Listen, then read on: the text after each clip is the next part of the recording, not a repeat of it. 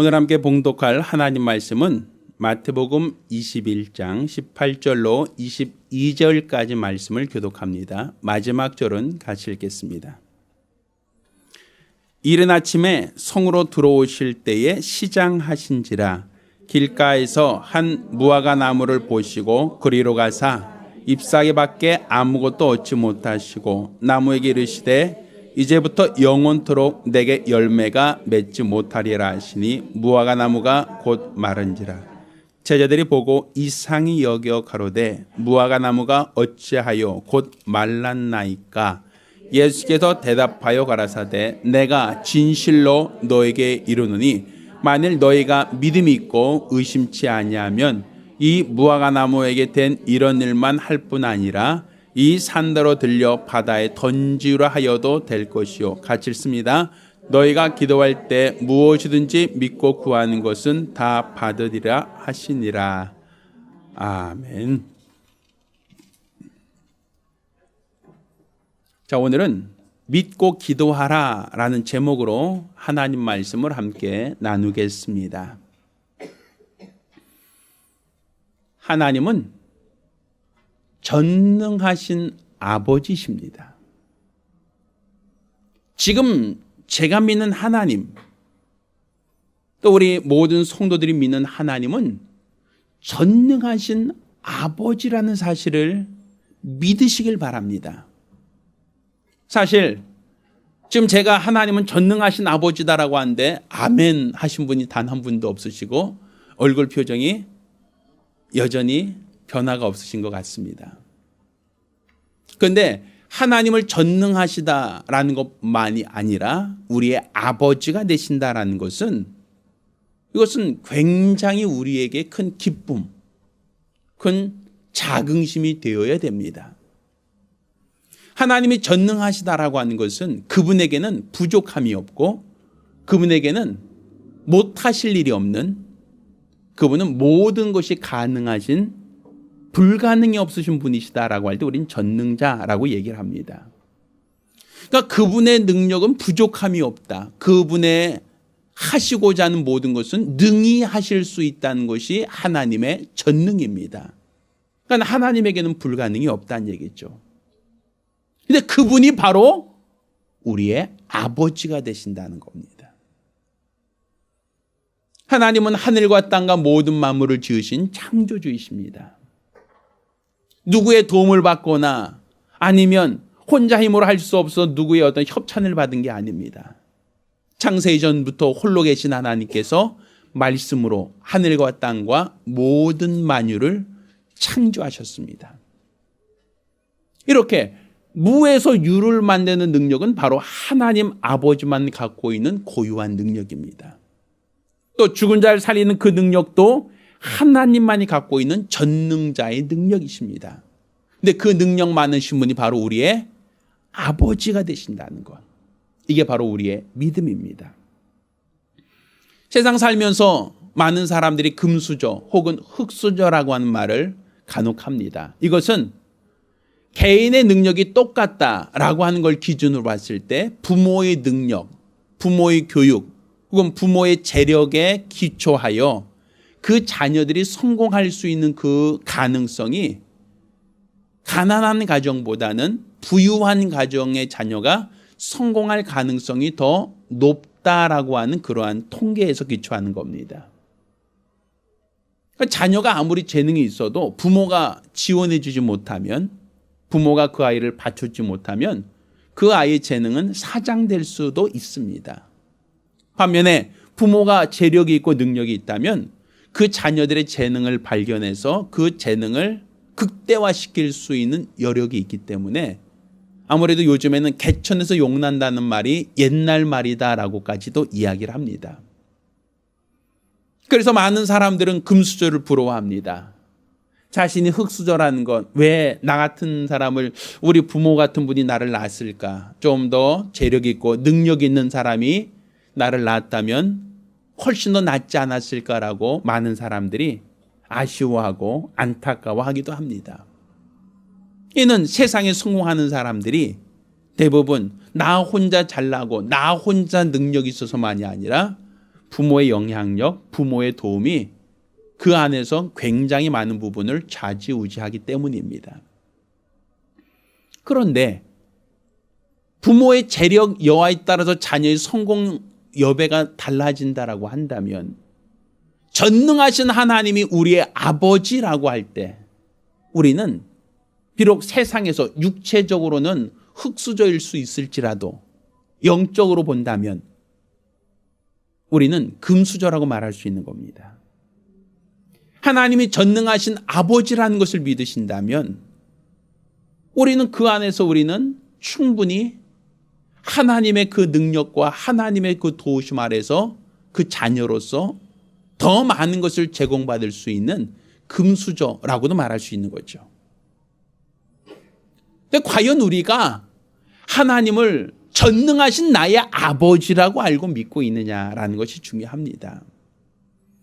사실 부모는 어떤 부모나 다 마찬가지겠지만 자녀를 사랑합니다. 자녀에게 좋은 것을 주고자 하는 것이 부모의 마음이죠. 성경에도 내 자녀가 떡을 달라는데 돌을 줄 아버지가 어디 있느냐. 내 자녀가 생선을 달라 하는데 뱀을 줄 아버지가 어디 있겠느냐. 아무리 악한 아버지라 할지라도 자녀들에게는 좋은 것을 줄 안다라고 말씀하시죠. 하물며 하늘에 계신 너희 아버지께서 너희가 구하는 것을 주지 않겠느냐라고 성경은 이와 같이 하나님이 우리의 아버지 되신다는 것과 가장 좋은 것을 주시는 분이시다라는 이야기를 하고 있습니다.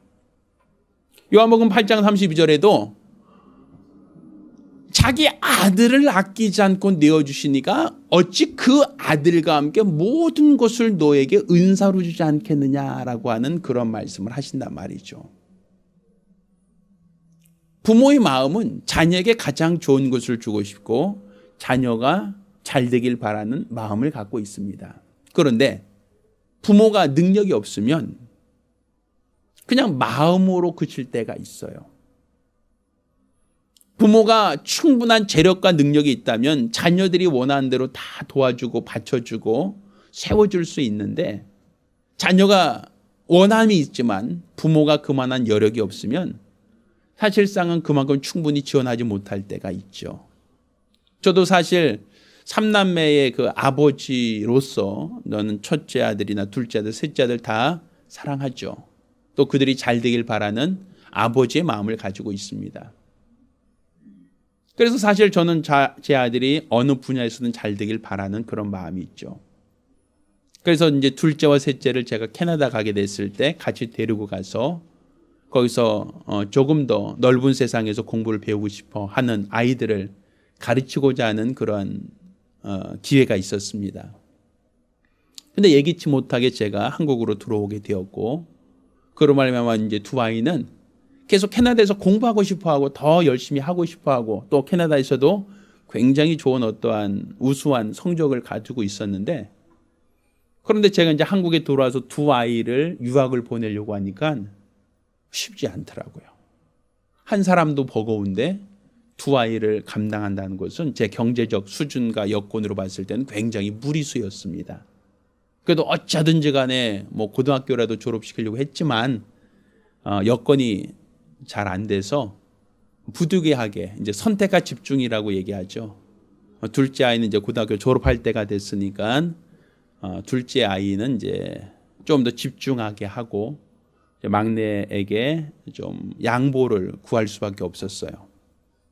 그래서 이제 고등학교도 채 못 마치고 이제 막내가 들어왔던 적이 있어요. 그래서 지금도 한국에서 이제 고등학교를 다니고 있는데 캐나다에서 굉장히 우수하고 열심히 하던 아이를 데리고 들어온다는 것 자체가 굉장히 마음 아팠죠. 내가 조금 더 여유가 있어서 두 아이를 다 충분히 보낼 정도의 능력만 있다면 좀 좋겠는데 그러지 못하니까 그런 아쉬움이 있죠. 그러니까 부모가 아무리 자녀를 사랑해도 능력이 없으면 자녀들이 하고 싶어하는 것을 다 도와줄 수가 없다는 것이죠. 그러니까 자녀가 못해서 할 수 없어서 어차피 못하는 건 어쩔 수 없지만 하고자 하고 더 할 수가 있는데도 불구하고 그 아이가 원하는 것을 도와주지 못한다라고 할 때는 부모가 참 안타깝습니다. 왜? 능력이 없다는 것. 경제적으로 연약하다는 것이 미안하죠. 근데 우리 하나님은 그 능력에 부족함이 없단 말입니다. 우리 하나님은 그 능력이 무궁하신 전능자란 얘기입니다. 따라서 우리 하나님을 나의 아버지라고 알고 믿으신다면 그분은 능력이 부족해서 우리를 돕지 못한다. 그분이 능력이 없어서 우리와 함께하지 못한다. 능력이 없어서 우리의 원하는 것을 해결하지 못한다. 이렇게 얘기할 수는 없단 말입니다. 그런데 사실 그렇다고 한다면 예수 믿는 사람들, 교회 다니는 사람들, 하나님을 아버지라고 섬기는 모든 사람들은 금수저로 태어났으니까 금수저처럼 모두가 다 잘되고 모두가 다 성공해야 될 터인데 사실 교회 다니는 사람들 중에도 경제적으로 어려우신 분도 있고 육체적으로 연로하시고 연약한 분이 있습니다. 많은 사람들이 그거 보고 야, 이거 뭐 하나님이 아버지라고 해도 전능하시니까 아버지라고 해도 별반 우리와 다를 것 없다라는 것 때문에 사람들은 하나님이 전능하신 아버지라는 사실에 대하여 불신하거나 아니면 그 기대를 많이 접어버리는 경우가 있습니다. 그렇지만 분명한 것은 하나님의 능력이 부족해서가 아니라 하나님의 능력이 내 안에 나타나지 않는 것, 그분의 능력이 내 안에 제한되고 있는 것은 하나님에게만 문제가 있고 하나님만이 어떠한 문제로서 내가 아무 문제가 없는데 하나님께만 문제가 있다고 그렇게 전제하기는 어렵단 말입니다. 제가 어렸을 때는 사실 정전이 간혹 됐어요. 우리 동네 근대화되는 과정 속에서 간혹가다 정전이 됐어요. 특히 제가 그때 요즘 같이 케이블 TV가 있어서 24시간 방송하던 시대가 아니라 그 당시는 5시 반, 6시 정도 되면 만화 영화가 시작되면서 그 하루가 이제 TV가 시작된단 말입니다. 그럼 저는 기다리다 그 시간만 되면 만화 영화를 보려고 TV 앞에 다가가곤 했는데 간혹 가다가 TV가 안 들어와요. 집안에 형광등이 안 켜질 때가 있어요. 그럼 제일 먼저 뭐 하는지 아십니까? 현관문을 딱 열고 바깥을 쳐다봐요. 옆집도 불이 나갔는가? 옆집에 형광등이 켜 있을 때는 뭐가 문제예요? 우리 집이 문제고 옆집도 다 꺼져 있을 때는 동네가 다 정전된 거예요. 그래서 현관문을 딱 열고 쳐다봐요. 그래서 옆집이 불 켜져 있을 때는 우리 집이 문제고 옆집이 다 불이 꺼져 있을 때는 어차피 동네가 다 불 꺼졌으니까 어쩔 수 없이 기다려야 되죠. 근데 그때 우리 집만 딱 꺼진 경우도 간혹 있어요. 그때는 어떻게 해결해야 되냐면 두꺼비 집이라고 옛날에는 차단기가 있었거든요. 그 두꺼비 집에 있는 그 퓨즈를 바꿔줘야 되는데 제가 어릴 땐 전기를 굉장히 무서워해서 그걸 감히 바꿀 생각을 못했어요. 저거는 누가 와야만 바꿀 수 있어요? 저희 아버님이 퇴근하셔야만 저건 바꿀 수 있는 거예요. 저 퓨즈는. 저걸 이렇게 드라이브로 돌려서 이 퓨즈를 꺼내고 더 새로 껴야 되는데 저는 이제 전기에 대해서 전혀 무지할 때 어릴 때니까 저건 만지면 위험해. 저건 떼지, 엣지 뭐 이런 식으로만 들어갔고 저는 건들 수 없는 것으로만 알고 있었어요. 그러니까 저희 아버님이 퇴근해야만 퓨즈를 고쳐주니까 저는 만화 영화는 하고 있는데 집에는 불이 안 들어와요. 어떻게 해요? 아버님 퇴근하는 집 앞으로 나가서 기다리는 거죠. 언제 오시려나. 언제 오셔서 고쳐주시려나. 그거밖에 방법이 없었어요. 자, 발전소가 꺼져버렸다. 발전소가 고장나서 전기가 공급되지 않는다라고 해도 집은 정전이 될 수 있습니다. 그렇지만 발전소가 고장나지 않고 정상적으로 작동되고 있음에도 우리 집은 불이 안 들어올 수가 있어요. 무슨 차이죠?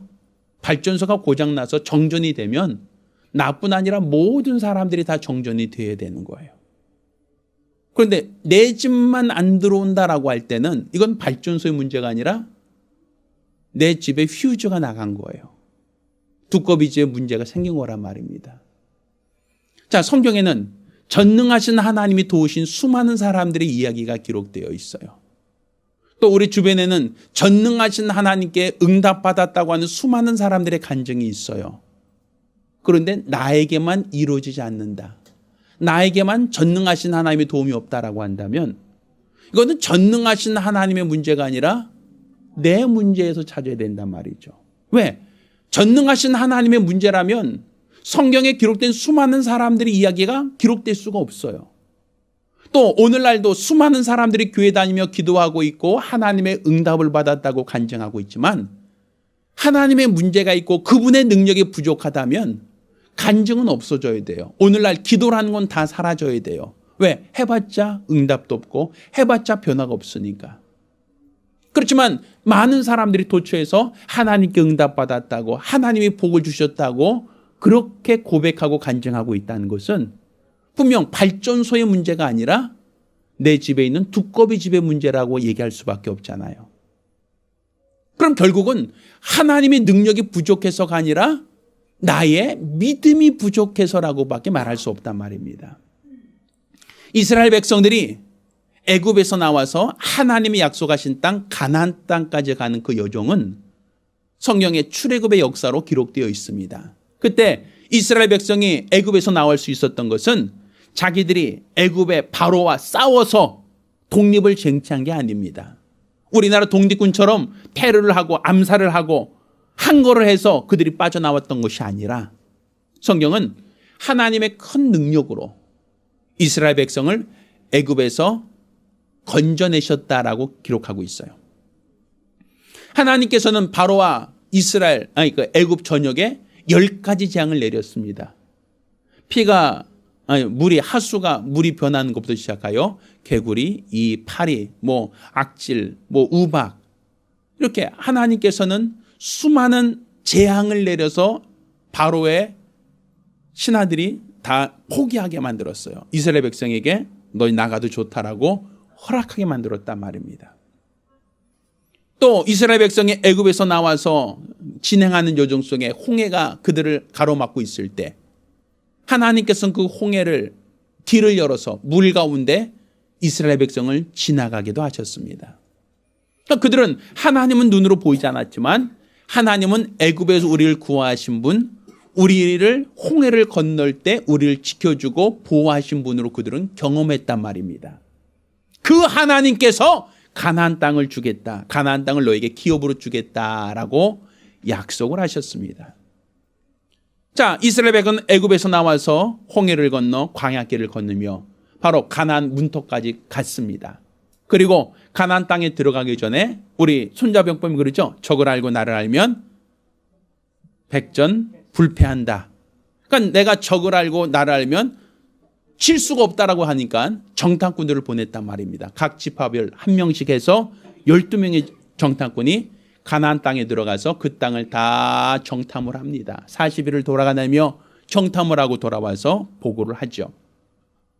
자, 그 땅에 들어가 보니 그 땅은 하나님이 말씀하신 대로 젖과 꿀이 흐르는 땅입니다. 라고 말하며 그들이 보고를 합니다. 그렇지만 우리가 보건대 그 땅에는 아낙 자손처럼 그 거인들이 살더이다. 그곳에 가보니 성은 높고 성벽은 두꺼워서 도무지 우리가 갖고 있는 기술과 능력으로는 성벽으로 올라갈 수가 없습니다. 우리가 그 가나안 땅에 들어가도 그 땅을 정복하기는 실로 어렵다라고 부정적인 보고를 하죠.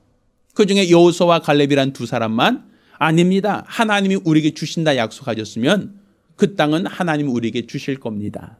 그들은 우리의 밥입니다 하고서는 여호수아와 갈렙만 믿음의 언어를 사용했지 10명의 정탐꾼들은 그 땅에 들어갈 수 없다라는 부정적인 보고를 합니다. 자, 하나님께서는 이렇게 누가 긍정적인 보고를 했느냐 부정적인 보고를 했느냐의 문제로 판단하지 않으셨어요. 문제는 그 12명의 정탐꾼들의 보고를 들은 이스라엘 백성들이 다수결의 원리처럼 10명의 보고한 내용에 더 권위를 둡니다. 그리고 그들은 그곳에서 하나님을 원망하기 시작합니다. 우리를 애굽에서 인도하여 이 광야에서 죽이려고 데리고 나오셨습니까? 어찌 우리가 들어갈 수도 없는 땅을 준다고 약속했습니까? 라고 이스라엘 백성이 하나님을 원망하고 불평하기 시작합니다.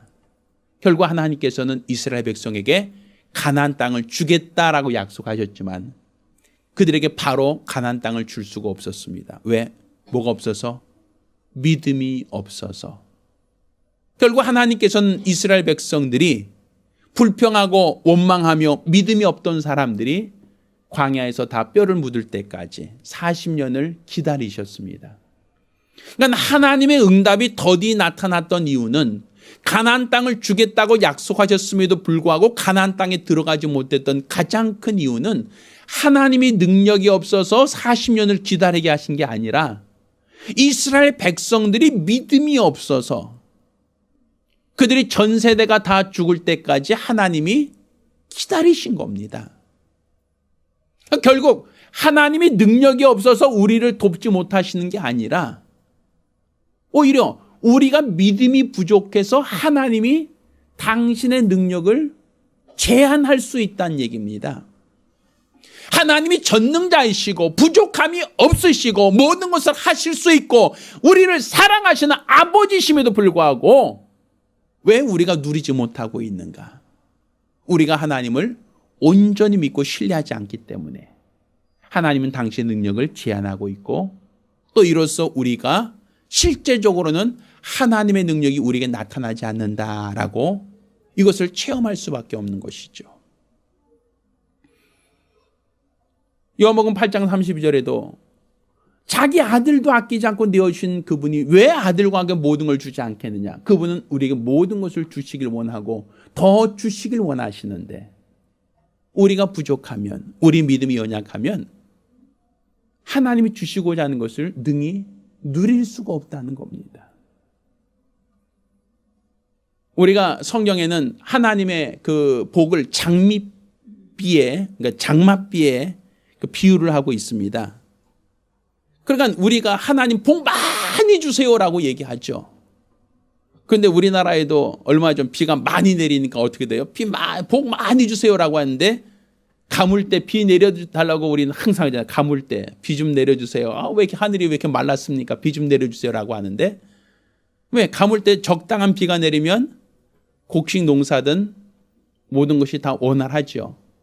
그런데 가물 때 갑자기 집중호우가 쏟아지면 어떻게 됩니까? 홍수가 나버려요.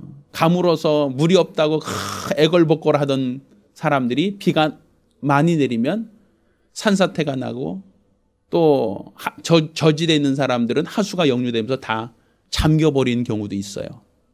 그때는 수재민들 나왔다고 우리는 항상 얘기하죠. 하나님은 복을 우리에게 주시길 원하시는데 장맛비처럼 많이 주시고 싶어요. 그런데 문제는 뭐예요? 우리가 감당을 못해요. 오히려 그것이 복이 우리에게 화가 되는 경우가 있었거든요. 그러니까 결국은 우리가 감당할 부분밖에는 줄 수가 없는 거예요. 우리 믿음의 분량 이상을 주실 수가 없는 거예요. 왜? 우리가 적당한 비는 괜찮다라고 하지만 많은 비는 오히려 수재가 나고 어려움을 당하니까 하나님이 장맛비처럼 많은 복을 주실 수가 없고 우리가 감당할 믿음의 분량만큼만 주실 수밖에 없잖아요. 우리 발전소에서 만든 전기도 각 가정에 22,000모도 다 주지 않습니다. 어떻게 줍니까? 가전제품이 감당할 수 있는 전압으로 낮추고 낮춰서 220V 이하로 낮춰서 주지 않습니까? 이건 발전소에서 220V를 만드는 게 아니에요. 훨씬 더 큰 전압, 22,000V 이상의 아주 고전압을 만들지만 그렇지만 그것을 각 가정에 바로 넣어주면 아마 집은 다 불날 겁니다. 모든 가전제품들은 다 타버릴 겁니다. 망가져 버린다는 얘기죠. 왜? 감당할 수가 없으니까. 결국 하나님의 능력이 부족해서가 아니라 우리의 믿음이 부족해서 하나님은 당신의 능력을 제한하고 있는 겁니다. 우리의 능력이 하나님의 능력을, 우리의 믿음이 하나님의 능력을 포용할 만한 그 그릇이 안 된다는 것이죠. 그러니까 우리가 지금 하나님께 더 많은 복을 받기 원하고 하나님께 더 큰 은혜를 받기 원한다면 전능하지 않은 하나님을 전능하게 만드는 게 아니라 그분의 능력을 우리가 고스란히 받을 만큼 우리 믿음의 분량을 키워야 되는 겁니다. 마치 우리가 홍수가 나서 다 침수되니까 뭘 만듭니까? 산에다가 댐을 만들어서 비가 많이 내리더라도 댐을 통하여 물을 많이 저수하고 있다가 가물 때 쓰려고 우리는 그렇게 지혜롭게 그 피를 이용하려고 하지 않습니까? 이렇게 믿음이라고 한 댐을 크게 만들어서 우리가 준비하고 있어야 하나님이 우리에게 마음껏 복을 주시더라도 이 복을 누릴 수 있는 것이지, 그것이 없으면 내리는 족족 우리는 침수되고 내리는 족족 우리는 피해를 당할 수밖에 없는 거예요. 그러니까 지금 우리가 하나님이 전능하신 아버지신데 왜 우리 삶 속에 연약함과 부족함이 있는가? 결국은 우리들의 믿음이 문제라는 것을 진단하시길 바랍니다. 오늘 우리가 읽은 이 본문에 이런 표현을 써요. 이른 아침에 성으로 들어오실 때 시장하신지라 길가에 한 무화과나무를 보시고 예수님께서 열매를 구했지만 열매를 얻지 못했습니다. 그러자 예수님은 그 무화과나무를 저주하셨다라고 하는 얘기가 나옵니다. 자, 그것을 보고 제자들이 이상하게 여기니까, 자, 21절에 예수님께서 뭐라고 말씀하십니까?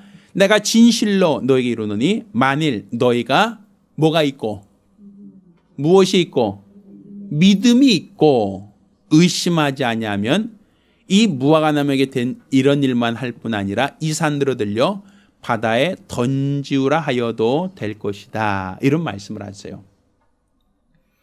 자, 가장 먼저 기도하기 전에 뭐가 있어야 된다고요? 믿음이 있고 의심하지 않으면, 이렇게 전제를 하고 있단 말입니다. 믿음이 있고 의심하지 않으면 이 모든 일이 너희를 통해서도 이루어질 수 있다라는 얘기를 하는 거예요. 지금 하나님께서는 그분의 능력이 부족해서가 아니라 그분은 모든 것을 가능할 만큼 전능하시며 우리의 아버지 되시는 분이신데, 우리를 통하여 하나님의 능력이 나타나길 원하지만 우리가 믿지 않으면, 우리가 하나님의 능력을 의심하고 있을 때는 하나님은 하실 수 있는 게 없다는 얘기입니다. 사실 많은 사람들은 믿습니다라고 할 때 무엇에 기초하여 믿냐면 믿음을 가지고 나타나는 결과가 아니라 우리는 나타난 결과에 기초하여 믿으려고 하는 전혀 상반된 믿음을 우리는 가지고 있습니다. 마치 이것은 요한복음 20장에 있는 도마 이야기와 비슷해요. 도마는 예수님의 제자죠. 예수님과 3년 동안 동고동락했던 예수님이 사랑하던 제자 중에 하나입니다. 그런데 예수님이 십자가에 달려 죽으셨습니다. 물론 예수님께서 죽으셨을 때 사흘 만에 살아날 것이다라는 말씀을 하셨지만 제자 중 누구도 그 말을 믿지는 않았습니다. 그렇지만 예수님은 당신이 말씀하신 대로 살아나셨고 제자들에게 자신의 부활의 모습을 보여주셨습니다. 근데 때마침 도마는 그 자리에 없었거든요. 제자들이 도마가 돌아왔을 때 이야기를 합니다. 야, 우리가 예수를 봤어. 예수가 사흘 만에 살아나셨어. 하고 제자들이 도마에게 이야기를 합니다. 근데 도마가 뭐라고 얘기합니까? 우리가 보는 앞에서 죽은 분이 사흘 만에 살아났다는 그 말을 그는 믿지 않습니다. 인정하지 않습니다. 제자들에게 얘기합니다. 나는 손에 못자국이 있는지 그 옆구리에 창자국이 있는지 내 눈으로 보고 내 손으로 만져보고 확인한 다음에 진짜 너희가 헛개입을 본 게 아니라 부활하신 예수를 보았다면 나는 그 손과 옆구리를 내가 확인해 보고 믿겠다고 얘기합니다.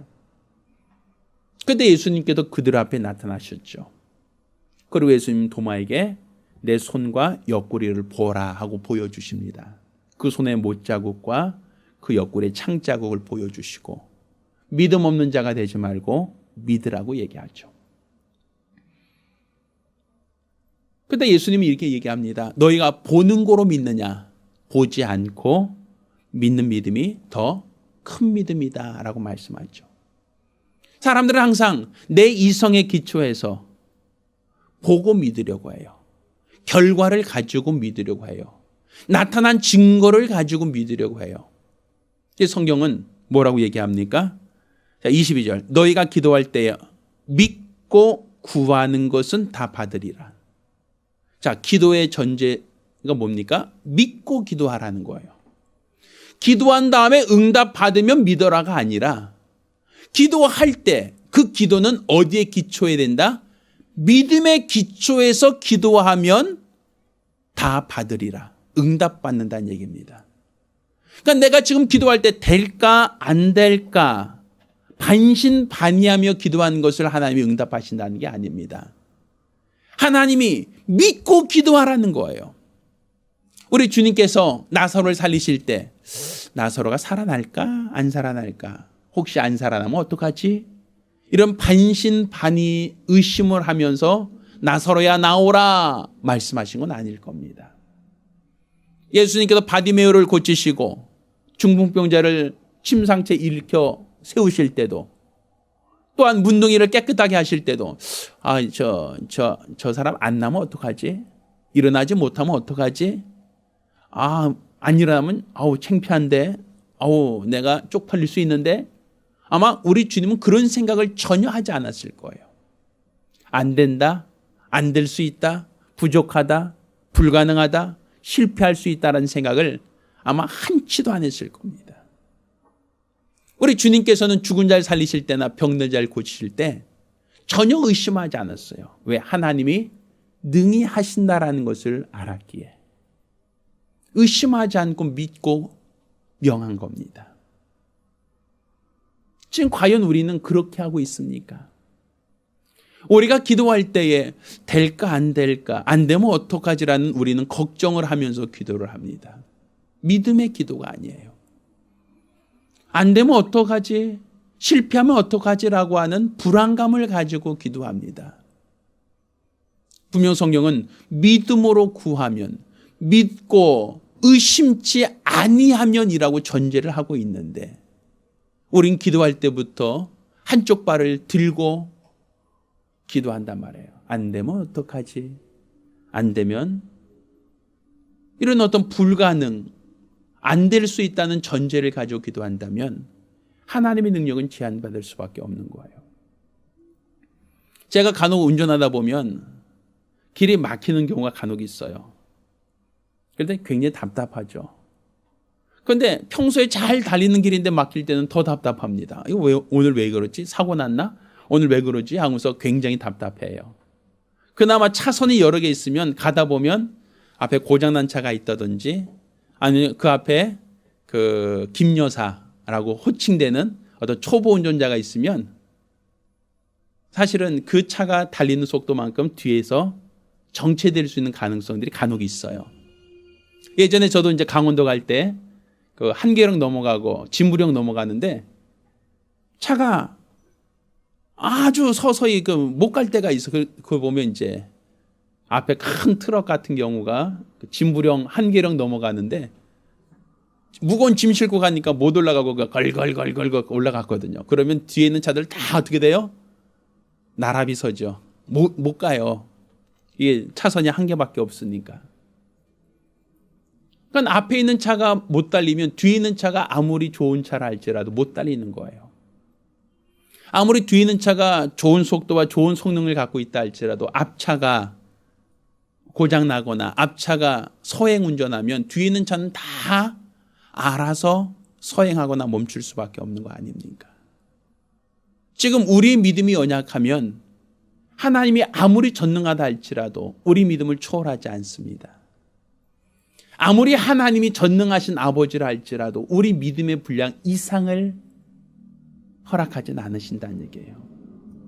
결국은 우리가 전능하신 하나님의 도우심으로, 전능하신 하나님의 은혜로 살고자 한다면 결국에는 내 믿음의 분량을 키우는 수밖에 없는 겁니다. 내 믿음의 분량을 키우지 않는다면 하나님은 더 이상 역사할 수 없기 때문에 그렇습니다.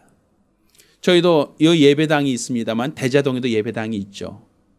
그런데 예배당에서 저희가 예배를 드리면서 개척한 처음에 있었던 사건 중에 하나는 뭐냐면 계속 예배 드리다 말고 마이크가 꺼져요. 예배 드리다 말고 전등이 우두둑 하고 다 나가버려요. 왜? 에어컨을 켜거나 뭘 켜면 전기가 다 다운돼 버리는 거예요. 아니 이거 설교할 때 겁이 나요. 이게 꺼질까 봐, 마이크 꺼지고 방송 다 꺼질까 봐 겁이 나요. 언제 어떻게 꺼질지 모르니까. 여기서 예배 드릴 때도 한동안 그랬어요. 예배 드리다 보면 갑자기 한쪽 불이 다 나가고 한쪽 등이 다 나가고 그랬었어요. 여기서도. 알아보니까 여기는 들어와 있는 그 매입 전기가 3kg 들어와 있대요.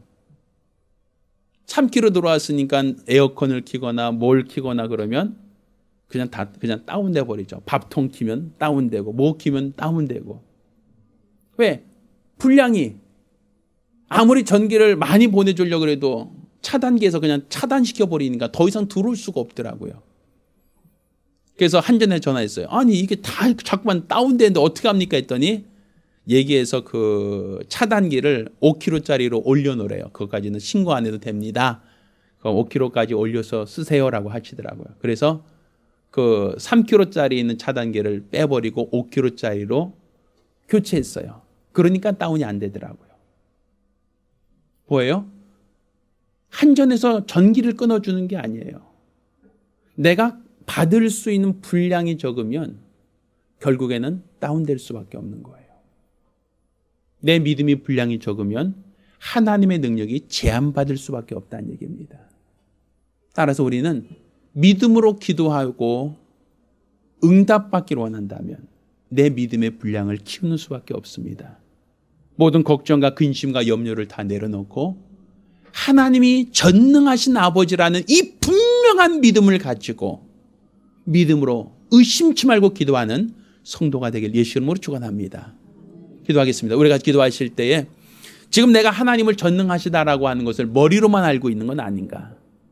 또 나의 삶 속에 힘들고 어려울 때 우리는 과연 믿음으로 기도하고 있는가? 의심하며 걱정하며 불안함이 기도하고 있지는 않는가? 우리 자신을 돌아보며 한 목소리로 기도하겠습니다. 집안에 문제가 있고 어려움이 있을 때, 육체 연약함이 있을 때 믿음으로 기도하시길 바랍니다. 우리 기도를 들으시는 분이 전능하신 아버지라는 사실을 믿고 의지하시기를 예수 이름으로 축원합니다.